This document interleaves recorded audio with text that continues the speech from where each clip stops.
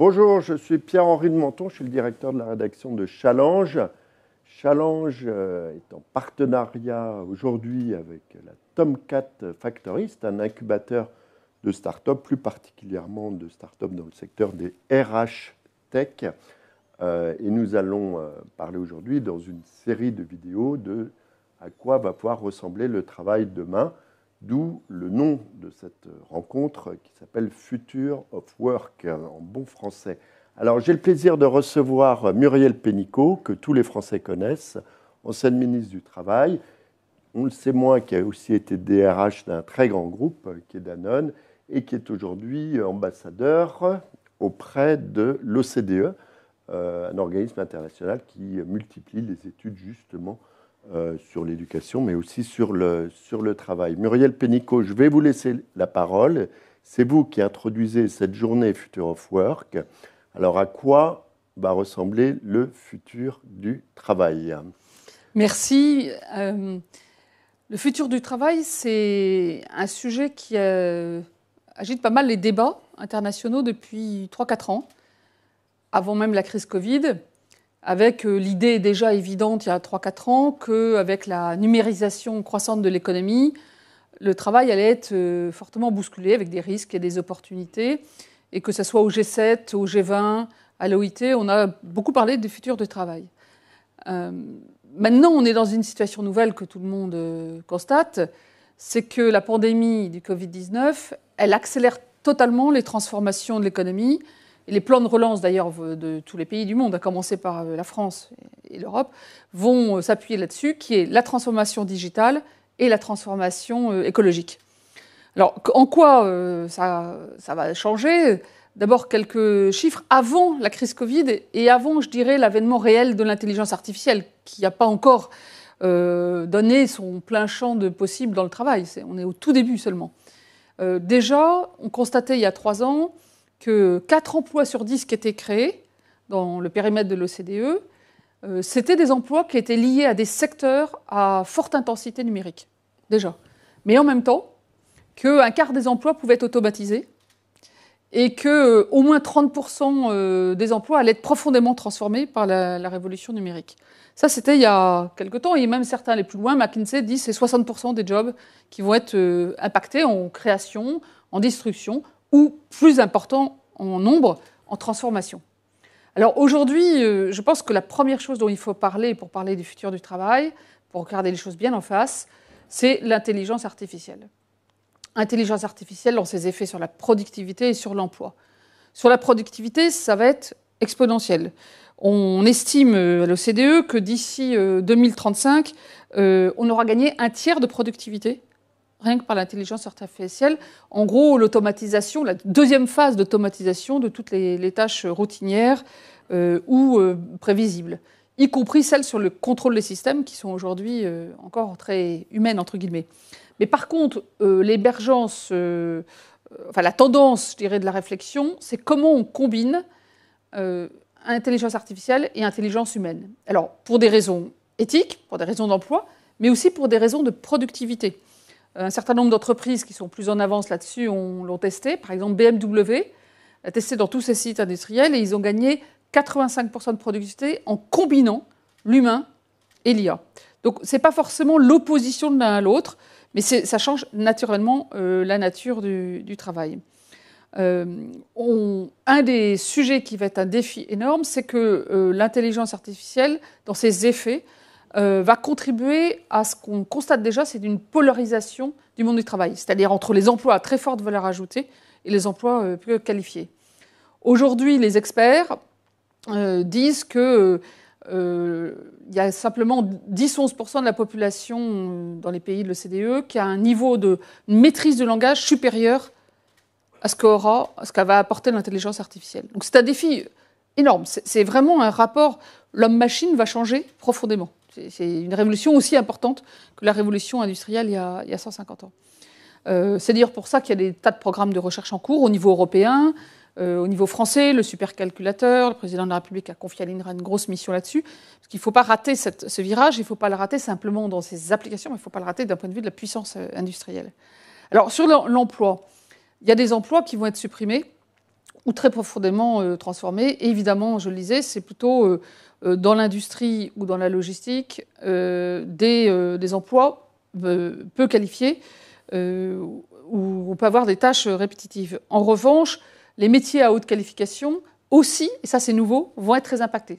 Par exemple, il y a des études qui montrent que le métier d'avocat sera plus tout les mêmes. Parce que la question de la donnée pour les avocats est une création de valeur. Donc il y a un déplacement de la création de valeur vers là où est la donnée. Et puis évidemment les métiers scientifiques, puisqu'on pourra s'appuyer et faire automatiser, je dirais par l'IA, des protocoles scientifiques. Donc les métiers à forte valeur ajoutée vont aussi évoluer. En création d'emplois, évidemment, tout ce qui est gestion de données, tout ce qui est expert en apprentissage automatique vont se développer. Et c'est un des gros défis pour la PME, c'est-à-dire que ça renforce l'idée qu'il faut absolument un écosystème de ressources partagées, parce qu'il y a beaucoup de potentialités de création, d'innovation grâce à ça, mais à condition de pouvoir se les saisir. Et donc l'enjeu de renforcer les écosystèmes de PME est essentiel. Alors, ce qui est intéressant, c'est de voir que les métiers qui seront peu impactés, c'est les métiers qu'on ne peut pas mettre en boîte, si j'ose dire. Il n'y a pas simplement la logique, même très sophistiquée. Ce sont les métiers de relations humaines. Alors, je le dis pour tous les spécialistes qui travaillent dans ce... Il y en a beaucoup dans ceux qui vont nous écouter.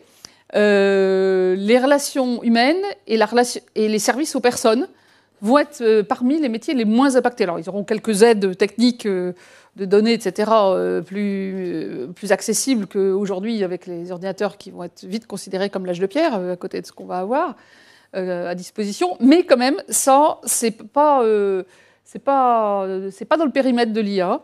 Et l'autre chose qui l'est pas, c'est tout ce qui est les métiers créatifs, la créativité, l'ingéniosité, les métiers culturels. C'est pas des choses qu'on va pouvoir réduire, je dirais, ou transformer par l'IA. Du point de vue des études qu'on peut faire à l'OCDE, on estime que le net-net, c'est-à-dire entre les emplois qui vont être supprimés et les emplois qui vont être créés, ça devrait à peu près s'équilibrer. Ça ne devrait pas profondément transformer le nombre d'emplois, mais tellement la nature qu'il y a une course contre la montre sur deux sujets. Un, les compétences. Enfin, comme j'ai répété ça pendant 3 ans, je ne vais que le répéter encore plus. Je suis très contente qu'on ait lancé mon compte formation et d'autres mesures. Il va falloir aller vraiment investir massivement dans le transfert de compétences et dans la transmission et la création de nouvelles compétences, mais aussi le sujet de l'inclusion. Aujourd'hui, il y a 10% de la population, on l'a vu dans la crise, que ce soit chez les élèves, chez les étudiants, chez une partie des salariés, qui n'ont pas accès au numérique, soit d'un point de vue outil, soit d'un point de vue réseau, soit d'un point de vue connaissance et maîtrise du langage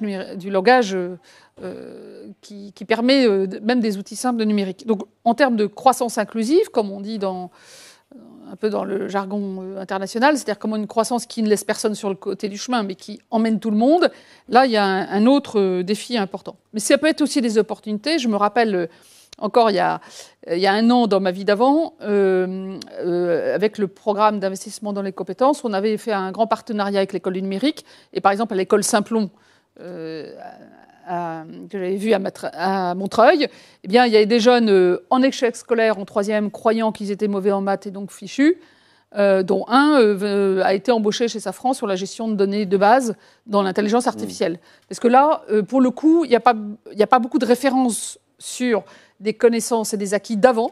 Donc on peut donner sa chance aussi. Ça peut être aussi une chance d'inclusion. Alors la digitalisation, elle va évidemment changer aussi beaucoup les modes d'organisation du travail, accentuant ça par la crise Covid. La question du télétravail est évidente. Alors le télétravail, on savait que ça allait être une tendance de fond. Quand dans les ordonnances en 2017, on a mis le droit au télétravail, c'est parce qu'on sentait bien que l'aspiration grandissait.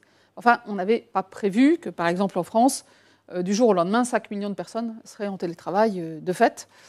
Alors ça a été fait un peu sur l'aile, pas toujours. Enfin, tout a été dit là-dessus et on peut y revenir, mais évidemment, il faut beaucoup plus le réguler, l'encadrer. Mais c'est un sujet qui est incontournable. Aujourd'hui, 70% de ceux qui l'ont pratiqué veulent continuer. Alors pas 5 jours sur 5, il faut un mix de présentiel, là aussi il faut de l'humain. Ça n'existe pas, le travail sans l'humain. Aujourd'hui, en entrant dans ce studio, on se réjouissait tous de se voir physiquement, mais ça compte. Voilà, ça montre qu'on n'est pas des robots. Et donc ce sujet-là, qui demande des négociations dans l'entreprise, mais va évidemment continuer.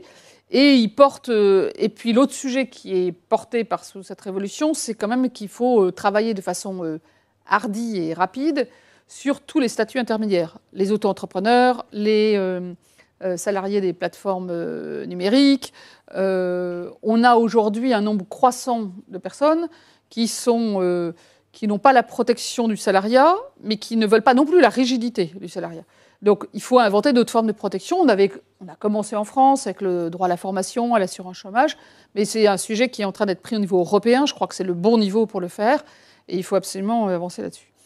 Alors, une fois qu'on a dit ça, on peut se dire, ben voilà, le monde du travail ressemblera demain à des métiers différents, un rapport homme-IA différent de homme-machine aujourd'hui, et c'est tout. Eh bien, je ne le crois pas.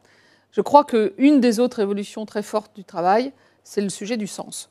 Et là, on a un sujet sur les jeunes générations qui est incontournable, et c'est une chance. C'est qu'aujourd'hui, la recherche de sens et de cohérence chez les jeunes est beaucoup plus exigeante qu'ont pu l'être d'autres générations. Alors, ça va évidemment dans le sens de l'attrait de tous les métiers qui ont un rapport avec la transition écologique. Ça commence par quel est le sens de mon métier ? Qu'est-ce que je fais ? Et ça, c'est une des autres évolutions qui va transformer l'industrie, le bâtiment, l'agriculture, les transports, enfin, qui va être très, très impactée par la révolution écologique. Mais c'est aussi le sens, l'éthique, les modes de management. Je crois qu'honnêtement, le management pyramidal, un peu post-militaire, mais quand même très hiérarchique, descendant, ça ne va plus marcher. Et personnellement, je m'en réjouis. Je pense que ce n'est pas comme ça qu'on a le meilleur du potentiel des gens. Et qu'un management qui est plus le management centré, comme on dit, un management qui est plus authentique, qui laisse plus d'espace, qui permet aussi le travail en réseau, qui est autant du coaching que de tracer un objectif. Tout ça, c'est une révolution au sein même du travail, à technologie égale ou indépendamment de la technologie, qui me paraît incontournable. Et l'autre aspect, dont j'espère qu'il va vite changer le monde du travail, c'est le fait qu'il y ait à tous les niveaux de responsabilité autant de femmes que d'hommes. On y est beaucoup à y travailler, femmes et hommes. Féministes, c'est pas que des femmes. Il y a beaucoup d'hommes, de plus en plus, notamment chez les jeunes, mais pas que. Je pense que ce qu'on a commencé à faire avec l'index égalité pro, tout ce qu'on a fait, il faut continuer, il faut intensifier, parce que c'est pas simplement une justice élémentaire pour les femmes, c'est ça, bien sûr, évidemment, mais c'est aussi, on le constate, dès qu'on a des environnements de travail plus divers, eh bien, il y a plus de résilience, ça tombe bien, on va en avoir besoin, il y a meilleure gestion de risque et il y a beaucoup plus d'innovation, parce que des regards différents produisent plus d'innovation. Donc en fait, en résumé, je dirais, on va avoir des sujets technologiques, des sujets de contenu du travail, des sujets de contenu d'emploi, des sujets de formation, mais aussi des sujets du rapport au travail et du rapport entre les humains au travail. Évidemment, tout ça sur un fond où le sujet de éthique et technologie vont être également très importants. Je pense à la gestion des algorithmes, dont on a déjà beaucoup dit qu'il fallait les surveiller pour que... on ne surveille pas d'algorithme, mais qu'il fallait en amont de la conception être attentif aux biais qui pouvaient de biais de manipulation ou des biais de distorsion qu'ils pouvaient amener. On a tous ces sujets. Et donc, le futur du travail, il est humain. Il va être plus technologique et plus humain encore qu'aujourd'hui. Donc, des choses passionnantes à faire dans ce domaine-là. Merci beaucoup, Madame la Ministre. Alors moi, j'avais une petite question d'actualité et puis un petit scoop à vous livrer. La question d'actualité, vous disiez qu'il y avait 5 millions de personnes environ qui pratiquaient le télétravail. Il y en a aussi quelques millions qui sont au chômage partiel. Est-ce que, et ça depuis parfois des mois, est-ce que ça aussi, ça ne va pas changer un peu le rapport au travail ? Alors, je crois que ça a déjà changé. Je pense qu'on a eu raison de mettre en place tout de suite un système de chômage partiel massif qui a sauvé des tas d'emplois.